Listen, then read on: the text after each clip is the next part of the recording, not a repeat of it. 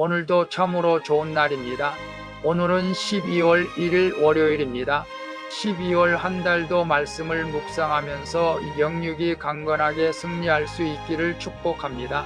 오늘은 예레미야서 40장 1절에서 16절 말씀을 통해서 그와 함께 산이라라는 제목으로 함께 묵상해 보도록 하겠습니다. 본문 요약은 이렇습니다.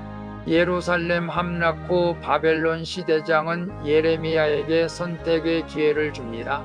그러자 예레미야는 그다랴와 함께 미스바에 남기로 결정을 합니다. 그다랴는 유대 땅에 남은 사람들에게 바빌론에 충성하면 평안할 것이라고 말합니다.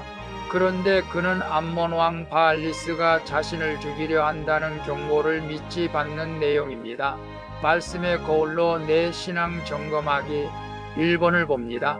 현재 나의 현실이 불안정할지라도 하나님의 뜻을 따르겠다고 믿음으로 결단합니까? 1절에서 6절을 보면 예루살렘이 함락된 후에 바벨론 왕의 시위 대장은 예레미야에게 두 가지 길을 제시합니다. 나와 함께 바벨론으로 가든지 아니면 유다 땅에 남든지 내가 옳게 여기는 곳으로 가라고 합니다. 이에 예레미야 선지자는 유다 땅에 남아 총독 그다리와 함께 하기로 결단을 합니다. 이는 단순한 거처의 문제가 아니라 하나님의 백성과 함께 남아 말씀을 전하려는 선택입니다. 지금도 하나님은 고되지만 십자가 사명을 따르는 나를 사용해 무너진 곳에 다시 말씀을 심고 계신다는 것을 우리는 알아야 됩니다.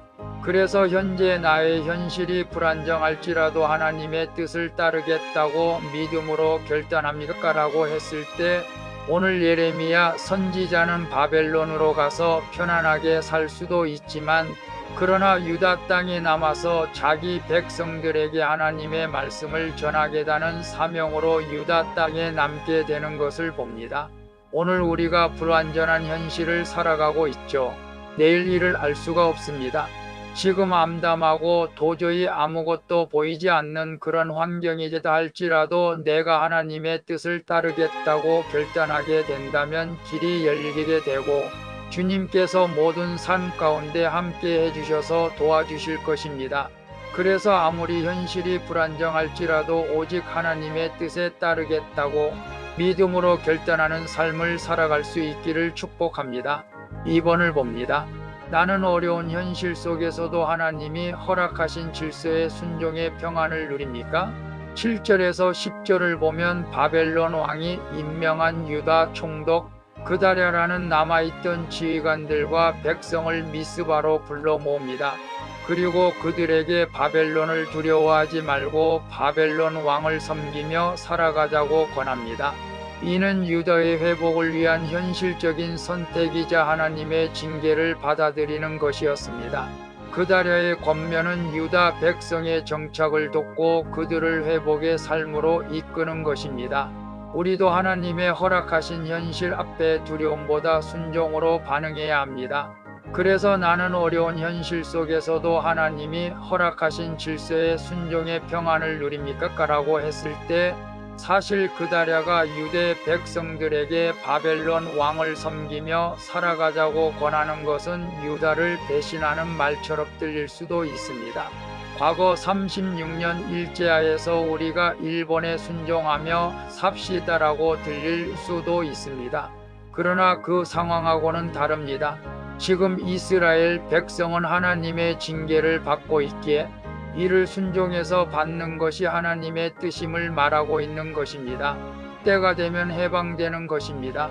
오늘 우리도 말도 안 되는 현실 속에서 있다면 이것이 왜 왔는지를 깨달아야 합니다. 만약 이 어려운 현실이 하나님의 징계라면 우리는 질서에 순종하는 것이 평안을 누리는 길인 줄로 믿습니다.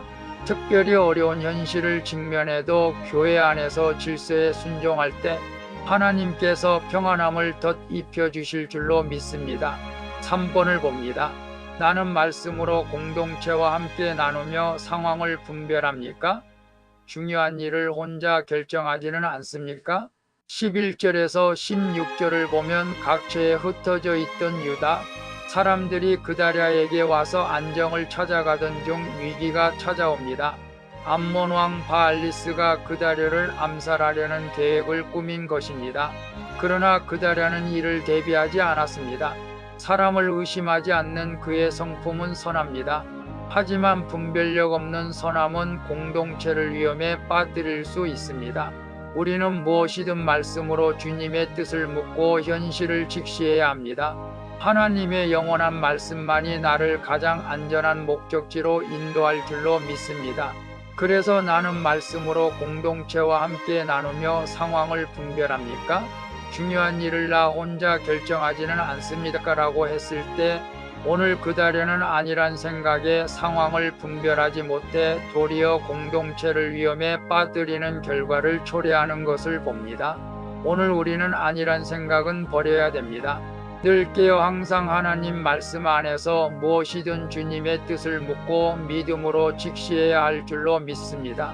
그것은 말씀의 공동체, 즉 교회 공동체와 함께 어려운 상황에서 문제들을 나누며 기도하면서 혼자 결정하지 말고 공동체와 함께 결정하는 것이 가장 안전한 목적지로 인도하는 줄로 믿습니다.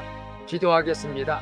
주님, 제가 혼란한 시대 속에서 하나님의 뜻을 따르는 선택을 하게 해 주시옵소서. 그리고 외적으로 보이는 안정을 추구하기보다 말씀에 순종하여 주님이 주시는 참된 평안을 누리게 해 주시옵소서. 주님, 주님의 경고와 조언을 들을 때 주님의 음성을 분별할 수 있는 믿음과 지혜를 주시옵소서. 나의 힘이 되신 예수 그리스도의 이름으로 기도합니다. 아멘. 오늘도 수고하셨습니다. 사랑합니다. 축복합니다. 샬롬.